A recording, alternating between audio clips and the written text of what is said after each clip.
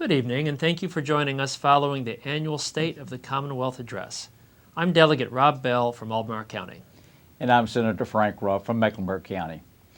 In his address tonight, Governor McAuliffe detailed his agenda for the year's legislative session. He established his priority for the Commonwealth's two-year spending plan when he submitted his budget to the General Assembly last month. Between now and March 12th, the delegates and senators you elected to represent you will consider the governor's proposals and more than 2,000 bills and resolutions submitted by legislators.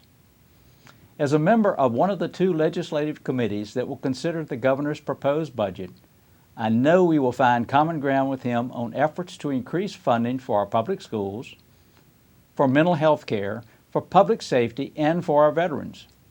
We are committed to ensuring students who attend our public schools receive a quality education. And we will strive to provide the funds necessary to attract and retain the best teachers. To better prepare our workforce for the demands of a rapidly changing economy, the budget we approve will include initiatives to encourage more Virginians to complete educational programs that lead to certification in high-demand jobs. By investing in workforce training targeted to growing industries, we can make Virginia even more attractive to employers. One area where we will not be in agreement with Governor McAuliffe is Obamacare. While the governor's budget again includes the federal program's Medicaid expansion scheme, we believe this initiative threatens critically important funding priorities like education.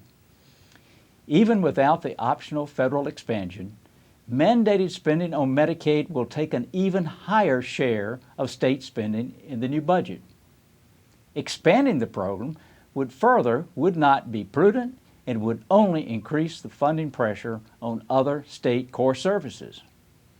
Although the governor's initiative to join this optional feature of Obamacare will not be part of the new budget, there will not be a legislative impasse or standoff as there was 2 years ago.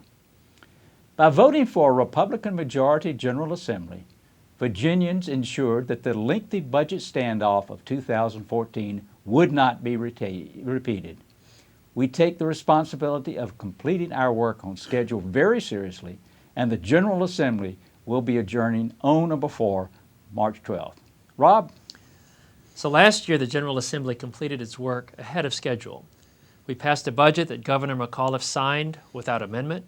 We continued our work to keep Virginia a good place to open or grow a business, and we further strengthened our ethics and transparency laws for Virginia's elected officials. We understand that there will often be principal disagreements over policies and priorities, and we're always open to discussing what's best for Virginia. However, we've been disappointed by recent unilateral actions by the current administration.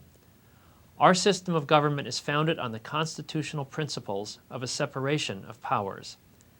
As has become all too common in Washington, here in Richmond we have seen Governor McAuliffe and Attorney General Herring use executive actions and appointments to circumvent these constitutional limitations and undermine the balance envisioned by our founders. Now, only 10 weeks ago, every Virginia legislator stood for election. And despite unprecedented efforts by outside groups, Virginians returned a Republican majority to the House and Senate. We intend to represent our constituents who just voted us into office.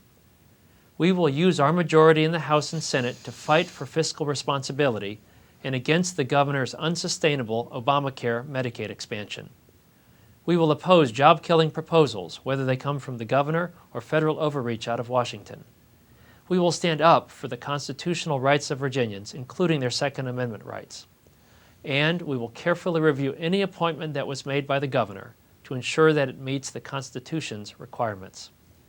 During this session, we will be adhering to the Constitution of Virginia and will be working to ensure that the will of the voters is respected. Now, your vote matters, and your voices will be heard through us, the people you've chosen to represent you here at the Capitol. So on behalf of our Republican colleagues in the House and the Senate, Senator Ruff and I wish you a happy, prosperous, and safe new year, and we thank you for watching this evening. Good night.